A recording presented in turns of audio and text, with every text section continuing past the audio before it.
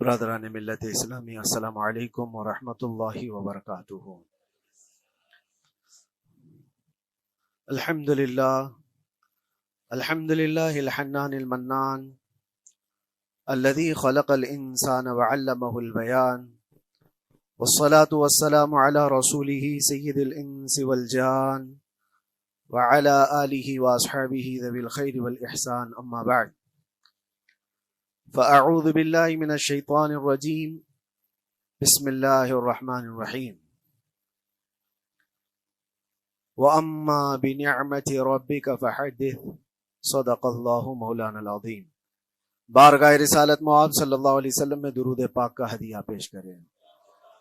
اللہم صل علی سیدنا و مولانا محمد معدن الجود والکرم وآلہ واصحابہ الکرام وابنہ الکریم وبارک وسلم صلاة دائمة سرمدا ابدا۔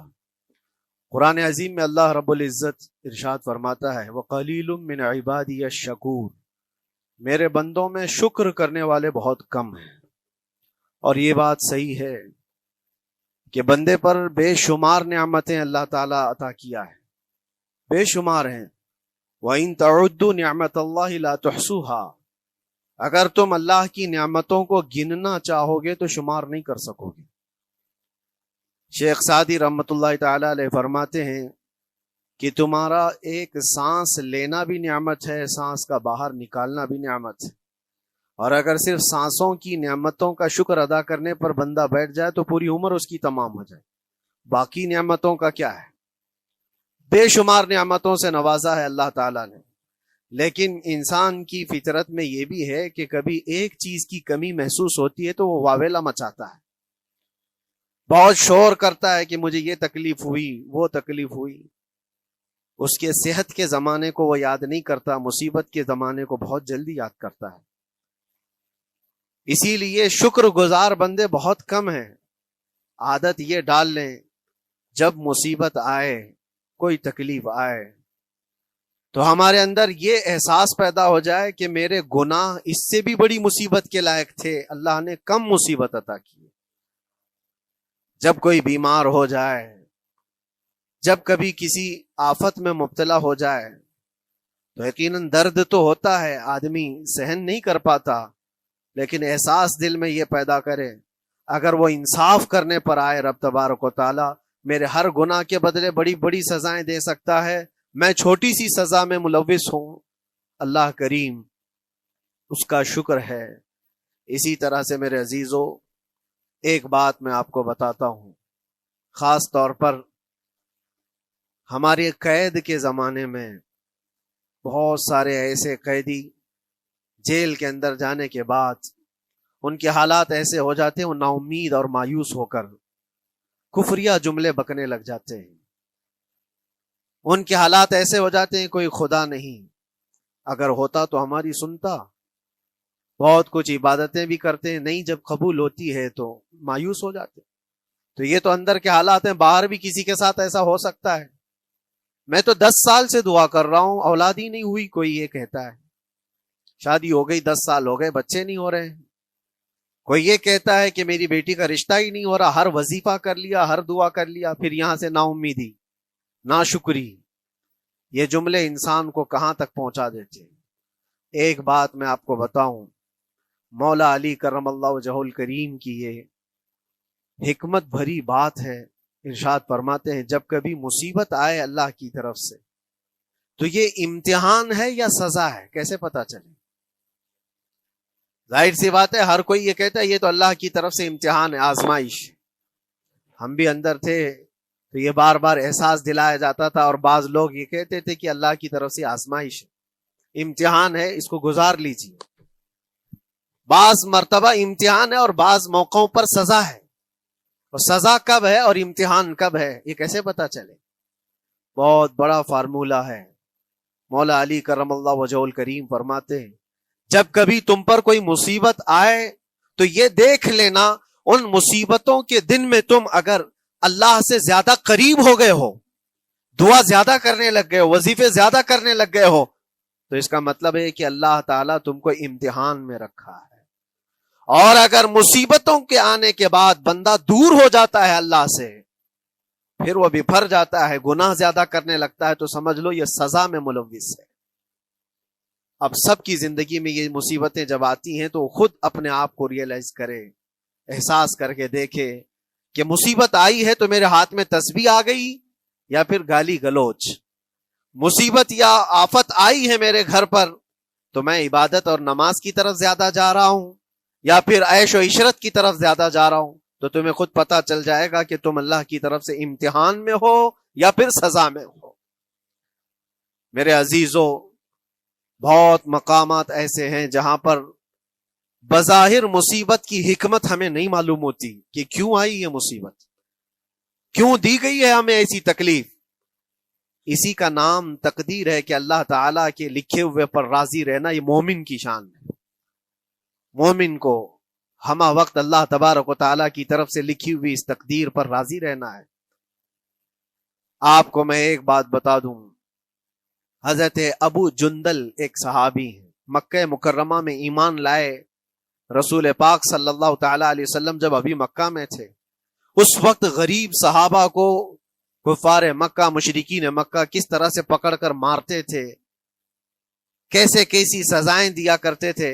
اسی اسنا میں اللہ کے نبی صلی اللہ علیہ وسلم ہجرت کر کے مدینے تشریف لے گئے، لیکن جو ابو جندل تھے یہ قید میں تھے، قید میں تھے، ان کا باپ خود ان کو قید میں رکھا ہوا تھا، اور ایسی قید کہ زنجیریں بندھی ہوئی رہتی تھی، مسلسل کئی سال گزر گئے۔ حضور پاک صلی اللہ تعالی علیہ وسلم کی ہجرت کے 6 سال گزر جانے کے بعد 7واں سال تھا جب آپ کو بتاؤں حدیبیہ کا وہ منظر پیش آیا جس کو صلح حدیبیہ کہا جاتا ہے۔ تقریباً 1400 صحابہ کے ساتھ رسول کریم صلی اللہ تعالی علیہ وسلم عمرہ کرنے کے لیے آئے، لیکن اس وقت مکہ کے کفار و مشرکین مکہ سے تقریباً 35 کلومیٹر باہر دور آپ کا راستہ روک لیا، کہا ہم آپ کو عمرہ کرنے نہیں دیں گے، آپ کے اصحاب کو، آپ کے صحابہ کو ہم مکہ میں انٹر ہونے نہیں دیں گے۔ جنگ جیسی نوبت آ گئی تھی، لیکن حضور پاک صلی اللہ تعالی علیہ وسلم اور صحابہ احرام پہن کر کے عمرہ کرنے کے لیے آئے، تو پھر درمیانی راستہ یہ اختیار کیا گیا۔ حضور پاک صلی اللہ علیہ وسلم نے فرمایا کہ ہم صلح کر لیتے ہیں، کچھ ایگریمنٹ ہو جائے ہمارے اور تمہارے درمیان، جنگ نہیں کریں گے، آج سے جنگ بندی ہو جائے۔ تو کفار مکہ اس بات پر راضی ہوئے، اور اس کے بعد صلح، جس کو کہتے ہیں صلح حدیبیہ، یہ بہت مشہور ہے۔ صلح حدیبیہ ہوئی، اس میں سارے پوائنٹس جو لکھے گئے تھے ایگریمنٹ کے اندر وہ سب مکہ والوں کی حمایت میں زیادہ تھے، دبا کر کے انہوں نے صلح کی تھی اس طرح سے ان کے نظام کے مطابق، یعنی اگر کوئی مکہ سے بھاگ کر مدینے جائے تو انہوں نے ایگریمنٹ میں لکھایا تھا کہ آپ کو وہ شخص ہمیں واپس کرنا پڑے گا، اور اگر مدینے سے کوئی بھاگ کر ہمارے پاس آئے تو ہم اس کو اپنے پاس رکھیں گے، ہم باہر واپس نہیں بھیجیں گے۔ تمہارا کوئی آدمی ہمارے پاس آ گیا بھاگ کر کے، یا ہمارا ہی وہاں رہنے والا کوئی آدمی آ گیا آپ کی امان سے نکل کر کے، تو ہم اس کو اپنے پاس رکھیں گے۔ ایسی بہت ساری شرطیں تھیں، میں کیوں کہہ رہا ہوں یہ بات سن لیجیے۔ یہ صلح حدیبیہ ہو گئی، ایگریمنٹ ابھی لکھا جانا تھا، وہ ابو جندل صحابی جو کئی سالوں سے مکہ میں قید میں تھے، زنجیریں توڑ کر کے وہ باہر نکل آئے، اور جب ان کو یہ خبر ملی کہ مکہ سے 35 کلومیٹر دور اللہ کے نبی صلی اللہ تعالی علیہ وسلم اپنے صحابہ کے ساتھ پڑاؤ ڈالے ہوئے ہیں اور تشریف لانے والے ہیں، کسی طرح بچ بچاتے ہوئے وہ وہاں پہنچ گئے حدیبیہ کے مقام پر۔ جیسے ہی وہ پہنچے صحابہ میں ایک شور ہو گیا، صحابہ جانتے تھے کہ کتنے سالوں سے ابو جندل قید میں ہے، طرح طرح کی اذیتیں اٹھاتا ہے، بہت مصیبتیں اٹھائی ہیں ابو جندل نے۔ دیکھا ان کے جسم پر پورے زخموں کے نشان تھے، ہاتھوں اور پیروں میں زنجیریں لٹکی ہوئی تھیں۔ وہ اسی حالت میں صحابہ کے پاس آ گئے، صحابہ سب نے سینے سے سینہ لگایا، استقبال کیا، ابو جندل تم آ گئے ہمارے پاس، آ گئے۔ اب بات سنو، بڑی حیرت کی ہے، ایگریمنٹ لکھا جا رہا تھا اور ابو جندل مکہ سے فرار ہو کر کے آئے تھے۔ ابو جندل کا جو باپ ہے اور دوسرے جو رئیس مکہ کے تھے، قریش کے سردار، سبوں نے ہاتھ روک لیا اور کہا ہمارا ایک آدمی بھاگ کر آپ کے پاس آیا ہے، ایگریمنٹ کے مطابق اس کو آپ ہمیں واپس کرنا ہوگا، واپس لوٹانا ہوگا۔ مکہ میں رہنے والا شخص آپ کے پاس آیا ہے، وہ ہمارا قیدی ہے۔ حضور پاک صلی اللہ تعالی علیہ وسلم نے فرمایا ابھی تو لکھا نہیں گیا، اس سے پہلے وہ آیا ہے، چھوڑ دو اس کو، اس کے بعد جو بھی ہوگا اس پر عمل کریں گے۔ مکہ والوں نے کہا نہیں، ہم نہیں مانتے اس چیز کو۔ حضور پاک صلی اللہ تعالی علیہ وسلم نے یہاں تک فرمایا اس ایک شخص کو میری ضمانت میں دے دو، باقی تمہاری ساری شرطیں منظور کر لی جائیں گی۔ وہ رحمت للعالمین، نبی اکرم صلی اللہ تعالی علیہ وسلم اپنے غلاموں پر رحم کیسے نہ کریں۔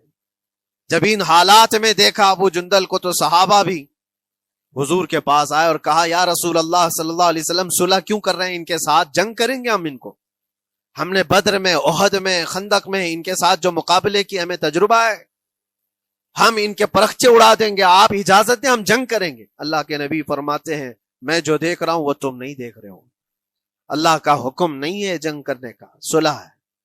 صلح ہو گئی، لکھا جا رہا تھا، اور یہ ابو جندل آئے۔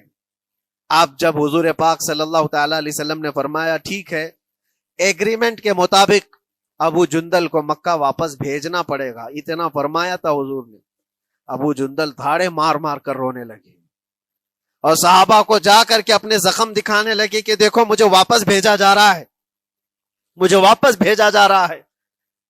تو صحابہ کے اندر بھی جوش تھا، اپنا آدمی جب کوئی اتنا مظلوم ہو، اتنا مار کھایا ہو، اور پھر واپس انہی ظالموں کے سامنے اس کو بھیجا جانا ہو تو کیا کیفیت ہوگی۔ تو وہ ابو جندل سارے صحابہ کے بیچ میں چھپ چھپاتے ہوئے رو رہے تھے۔ اللہ کے نبی صلی اللہ علیہ وسلم تشریف لائے اور فرمایا ابو جندل میں کہہ رہا ہوں واپس چلے جاؤ، واپس جاؤ، مکہ جاؤ۔ تو انہوں نے کہا یا رسول اللہ صلی اللہ علیہ وسلم ان زخموں کے ساتھ واپس جاؤ۔ اللہ کے نبی صلی اللہ علیہ وسلم نے فرمایا ہاں ابو جندل، اللہ کی مرضی یہی ہے، اور اللہ کا نبی وہی کہتا ہے جو اللہ کی مرضی ہوتی ہے۔ یہ میں کہہ رہا ہوں بظاہر تکلیفوں کی حکمت ہمیں معلوم نہیں ہوتی، لیکن ہمیں عمل کرنا چاہیے۔ نبی پاک صلی اللہ تعالی علیہ وسلم کا جب حکم ہوا، ابو جندل انہی زنجیروں کے ساتھ ان کے باپ کے حوالے کر دیے گئے، وہ گھسیٹتے ہوئے لے جا رہا تھا، گھسیٹتے ہوئے واپس انہی قیدیوں کی طرح لے جا رہا تھا۔ سب کی آنکھوں میں آنسو تھے، لیکن حکمت الہی کیا ہے یہ کون جانتا ہے۔ بظاہر اللہ تبارک و تعالیٰ کی طرف سے یہ دی ہوئی آزمائشیں، یہ تکلیفیں، اس کی حکمت وہ بہتر جانتا ہے۔ جب ابو جندل کو واپس کیا گیا، ایک سوال اٹھتا ہے میرے عزیزو، یہ میں قید کی حالت میں رہ کر کے ایک شخص نے مجھ سے سوال کیا تھا، آپ تو اللہ کے نبی صلی اللہ تعالی علیہ وسلم کی ناموس کی بات کرتے ہو، حضور کی محبت کی بات کرتے ہو، ان کے عشق کی بات کرتے ہو، اور یہ بھی کہتے ہو کہ نبی پاک صلی اللہ تعالی علیہ وسلم دستگیری کرتے ہیں، اپنے غلاموں کی مدد کرتے ہیں، تو اتنے دنوں سے کیا آپ نے حضور کو نہیں پکارا؟ کیا رسول پاک صلی اللہ تعالی علیہ وسلم سے محبت اور عشق کی بات کے بعد آپ نے بھیک نہیں مانگی؟ اس وقت یہ واقعہ یاد آیا، میں تو ابو جندل کے پاؤں کے ناخن کی مٹی کے برابر بھی نہیں۔ وہ صحابی رسول تقریباً ان کے متعلق کہا گیا ہے 6 سے 8 سال تک وہ ان کی قید میں رہے، تو کیا رسول پاک صلی اللہ علیہ وسلم کو خبر نہیں تھی؟ خبر تھی، لیکن ہوتا ایسا ہے کہ جو جتنی محبت کرتا ہے اتنے ہی امتحانوں سے گزارا بھی جاتا ہے، اس کو امتحان دینے پڑتے ہیں۔ اسی لیے بار بار میں یہ بات کہتا ہوں، حضور پاک صلی اللہ تعالی علیہ وسلم کی ناموس کی بات کرنا، عظمت رسالت کی بات کرنا، یہ حلوے پراٹھے کھانے کا نام نہیں ہے، یہ شہادت گہے الفت میں ہے قدم رکھنا۔ لوگ آسان سمجھتے ہیں مسلمان ہونا، حضور پاک صلی اللہ تعالی علیہ وسلم کی شریعت طاہرہ کو بچانے کے لیے ہی تو، حضور کی ناموس کی حفاظت کے لیے ہی تو مولا امام حسین نے اپنی گردن دے دی، اپنے بچوں کی قربانی دے دی، اپنا عیش آرام سب تیاگ دیا۔ یہ ساری قربانیوں کے بعد ہی اس امتحان سے بندہ نکلتا ہے۔ وہ امام احمد بن حنبل جن کے سینے میں 5 لاکھ حدیثیں محفوظ تھیں، رسول پاک صلی اللہ علیہ وسلم کی 5 لاکھ حدیثوں کے حافظ، لیکن بغداد کے ظالم حکمرانوں نے ان کو ننگی پیٹھ پر کوڑے مارے ہیں، پہلی مرتبہ 100 کوڑے، دوسری مرتبہ پھر 100 کوڑے، تیسری مرتبہ پھر 100 کوڑے، اتنے میں تو آدمی مر جاتا ہے۔ امام احمد بن حنبل کی پیٹھ جھک گئی تھی، میرے عزیزو یہی ہے جس کو ہم کہہ رہے شہادت گہے الفت میں ہے قدم رکھنا. اگر تم سچا ایمان رکھتے ہو تو پھر آزمائش بھی ہوگی. اللہ کریم قرآن میں فرماتا ہے وَلَيَعْلَمَنَّ اللَّهُ الَّذِينَ صَدَقُوا وَلَيَعْلَمَنَّ الْكَاذِبِينَ. اللہ تبارک و تعالی ضرور آزمائے گا سچا کون ہے اور جھوٹا کون ہے. مصیبتیں آئیں گی، آندھیاں آئیں گی، لیکن جمے رہو، ڈٹے رہو. اللہ رب العزت سے کبھی بھی اپنا رشتہ نہ توڑو. اور جو تمہارے اندر ایمان ہے، توکل اور یقین ہے، ذرا برابر بھی فرق آنے نہ پائے. آج نہیں قبول ہوئی کل ہوگی، کل نہیں قبول ہوئی پرسوں ہوگی، کبھی نہ کبھی تو دعا قبول ہوگی. دنیا داروں کے دروازے کھٹکھٹاتے ہیں تو ایک نہ ایک دن دروازہ کھلتا ہے. وہ ارحم الراحمین ہے، وہ ارحم الراحمین ہے، دروازے کھولتا ہے، لیکن وہ بہتر جانتا ہے کس وقت دروازہ کھلنا چاہیے. ہم اپنی مرضی کے مطابق رب کو نہیں چلا سکتے. مولا تعالیٰ جیسا چاہے ہمیں ویسا چلنا چاہیے. ایک بات اور میں بتا دوں سید، یہ تو دوسرے لوگوں کی بات ہے جس میں ہمارے قصور ہیں، ہمارے جرم ہیں، ہمارے گناہ ہیں، جس کی وجہ سے مصیبتیں آئیں گی. لیکن اللہ کے نبی کا کوئی گناہ نہیں ہوتا. جو نبی ہوتے ہیں وہ معصوم ہوتے ہیں. سیدنا یوسف علیہ الصلوۃ والتسلیم اللہ کے نبی، اللہ کے نبی ابراہیم علیہ السلام کے بیٹے اسحاق علیہ السلام، اسحاق علیہ السلام کے بیٹے یعقوب علیہ السلام، یعقوب علیہ السلام کے بیٹے یوسف علیہ السلام، جن کی نسل میں انبیاء کرام جو پورا خاندان نبوت کا ہے، وہ یوسف علیہ السلام کن کن مقامات سے گزارے گئے. پہلے بھائیوں نے کنویں میں پھینک دیا، اور اس کے بعد اس زہریلے کنویں سے وہ نکالے گئے. جنگل میں کوئی نہیں تھا جب ان کے بھائیوں نے کنویں میں پھینکا تھا. اس وقت ایک قافلہ جا رہا تھا، انہوں نے ڈول ڈال کر کے نکال لیا اور پھر لے کر کے گئے. یہاں سے کنویں سے تو نکالے، لیکن آگے کی زندگی کیا ہے؟ مصر کے بازار میں لے جا کر قافلے والوں نے بیچ دیا. یوسف علیہ السلام پھر خریدے گئے کس کے ہاں؟ عزیز مصر، بادشاہ مصر کے گھر میں، اور وہاں پر زلیخا آپ پر فدا ہوئی. پھر آپ پر الزام بھی لگایا گیا، اور اس الزام کی بنیاد پر آپ کو جیل بھیجا گیا. اللہ کے نبی کے دامن پر پیوند تو ہو سکتا ہے، دھبا نہیں ہوتا. کسی گناہ کا تصور بھی وہ نہیں کرتے، وہ معصوم ہوتے ہیں. لیکن بغیر کسی قصور کے، بغیر کسی جرم کے آپ کو جیل بھیجا گیا. یوسف علیہ الصلوۃ والتسلیم جیل جب گئے وہ نبی ہو کر کے، اور اس کے بعد دن کٹتے رہے. دن کیسے؟ ہفتے، ہفتے کیا مہینے، مہینے کیا سال. یوسف علیہ الصلوۃ والتسلیم کے 7 سال گزر گئے. جب کبھی کسی انوسینٹ کو، بے قصور آدمی کو تکلیف دی جاتی ہے تو اس کو احساس زیادہ ہوتا ہے، اور جرم کی وجہ سے جب کوئی تکلیف میں آتا ہے تو کمپرومائز کر لیتا ہے، میں ایسے غلطی کیا تھا، مجھے یہ جھیلنا پڑ رہا ہے. لیکن جس کا جرم ہی نہیں، نہ کردہ گناہ کی سزا جب دی جاتی ہے، بندہ بہت بکھر جاتا ہے، ٹوٹ جاتا ہے. لیکن وہ اللہ کے نبی تھے، توکل کیسا تھا، یقین کیسا تھا، صبر کے ساتھ نکالے. لیکن ایک بہت پیاری بات ہمیں ملتی ہے میرے عزیزوں، وہاں قیدی اور بھی تھے، اور یوسف علیہ السلام کو اللہ تعالیٰ نے ایک معجزہ عطا کیا تھا. وہ خوابوں کی تعبیر سچی سچی بتاتے تھے. خواب کی تعبیر ہوا کرتی ہے، جو بھی خواب دیکھتا آدمی اس میں اشارہ ہوتا ہے اللہ کی طرف سے. تو 2 قیدیوں نے خواب دیکھا تھا، یہ قرآن پاک کے سورہ یوسف میں پورا موجود ہے، 12ویں پارے میں. 2 قیدیوں نے خواب دیکھا، اپنا اپنا خواب انہوں نے بیان کیا یوسف علیہ السلام کو. ایک قیدی نے دیکھا کہ وہ سر پر روٹیاں رکھ کر کے لے جا رہا ہے اور پرندے نوچ نوچ کر کھا رہے ہیں. دوسرے نے دیکھا کہ وہ انگوروں کو نچوڑ کر کے اس کے رس پی رہا ہے. تو انہوں نے بتایا یوسف علیہ السلام کے پاس ایسا ایسا ہم نے خواب دیکھا ہے، اس کی تعبیر کیا ہو سکتی ہے؟ سیدنا یوسف علیہ السلام فرماتے ہیں میں دونوں کے خواب کی تعبیر بتاؤں گا، لیکن اس میں سے ایک بندہ، اس سے آپ نے کہا تو وعدہ کر کے میرا بھی کام کرے گا، میرا بھی ایک کام ہے تو کرے گا. 7 سال گزر گئے تھے. جو بادشاہ مصر تھا وہ بھی بدل چکا تھا، جس نے قید میں ڈالا تھا وہ ختم ہو گیا، دوسرا آیا، تیسرا آیا، جو بھی آیا، لیکن حکومت بدلی ہوئی تھی.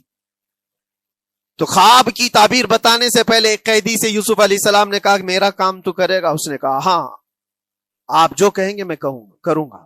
تو سنو، تعبیر یہ ہے، جس کے سر پر روٹیاں رکھی ہوئی اور کوے کھا رہے تھے یا پرندے کھا رہے تھے، اس کی تعبیر یہ ہے کہ عنقریب تجھ کو موت کی سزا سنائی جائے گی. وہ غمگین تھا، دوسرے سے کہا تو انگور کے رس نچوڑ کر پی رہا تھا، تیرے خواب کی تعبیر یہ ہے کہ عنقریب تجھ کو رہا کر دیا جائے گا، تو آزاد ہوگا، اور تجھ سے ہی میرا کام یہ ہے کہ آزاد ہو کر جائے گا تو تو موجودہ وقت کے جو بادشاہ ہے شاید اس کی فوج میں شامل ہو جائے یا اس کے سپاہیوں میں یا وزیروں میں، تو میری یہ بات اس تک پہنچا دینا، پچھلے 7 سالوں سے بے گناہ بے قصور ایک قیدی اندر ہے، اس کو آزاد کر دیا جائے، اس کو آزاد کر دیا جائے۔ اس نے کہا بالکل، اگر میں چھوٹا تو آپ کا یہ کام ضرور کروں گا۔ سنیے بات، چند دن نہیں گزرے تھے کہ اس ایک قیدی کو موت کی سزا ہو گئی، اس کو موت کی سزا سنائی گئی اور پھانسی ہو گئی۔ دوسرا یہ جو قیدی جس کو آپ نے رہائی کی خوشخبری دی تھی، اس کی بھی رہائی کی خوشخبری آ گئی، وہ آزاد ہو گیا۔ لیکن قرآن پاک میں ہے آزاد ہو کر جب جاتا ہے آدمی تو پچھلا بھول جاتا ہے، اکثر ایسا ہی ہوتا ہے، کیا جیل کے دوست کون تھے کیا تھے کچھ پتا نہیں، اور آدمی تو یہ سوچتا ہے دوبارہ کبھی ادھر کے دروازے کو بھی نہ دیکھو، آیا اور بھول گیا۔ یوسف علیہ السلام نے جو کام دیا تھا وہ بھول گیا، یہاں تک کہ قرآن میں اللہ فرماتا کئی سال گزر گئے، 1-2 دن نہیں، سالوں گزر گئے، اور وہ بادشاہ کی فوج میں شامل تھا یا بادشاہ کے مصاحبین میں شامل تھا، قریبی لوگوں میں۔ ایک زمانے کے بعد مدت ہوئی، اور اس وقت سوچیے آپ کتنا وقت حضرت یوسف علیہ السلام نے کاٹا ہوگا۔ ایک دن آپ بے اختیار رو پڑے اللہ کی بارگاہ میں۔ یہ میں آپ کو بتا رہا ہوں، کبھی کبھار انسانی فطرت کا تقاضا ہے، اللہ تبارک و تعالیٰ کی بارگاہ میں رو پڑے اور کہا اے رب العالمین، اے ارحم الراحمین، یہ دن کب ختم ہوں گے؟ یہ جس طرح سے مجھے جیل کی سلاخوں کے پیچھے بند کیا گیا ہے، ان مصیبتوں سے کب آزادی ہوگی میرے مولا یا ارحم الراحمین؟ جواب رب تعالیٰ کی طرف سے آیا، یہ ہمارے اور آپ کی بات نہیں ہے، یہ اللہ کے نبی کی بات ہے۔ اب سنو، یوسف علیہ السلام کو جواب آیا، اے یوسف، جب تجھے جیل سے نکلنا ہی تھا، تجھے باہر جانا ہی تھا، تو دنیا کے بادشاہ کے پاس سامنے کیوں ریکویسٹ رکھا، میرے سامنے رکھ دیا ہوتا۔ اللہ اکبر، یہ توکل کا اعلیٰ درجہ ہے۔ اتنی مصیبتوں کے بعد بھی تم نے اس سپاہی کو کیوں اپنا قاصد بنا کر بادشاہ کے سامنے بھیجا کہ میری آزادی ہو جائے؟ یوسف علیہ السلام بہت روئے سجدے میں گر کر کے، مولا مجھے معاف کر دے، اور میرے ہر شے کا تو مالک ہے، اب میں زندگی بھر قید میں رہوں یا آزاد رہوں یہ تیری مرضی پر ہے۔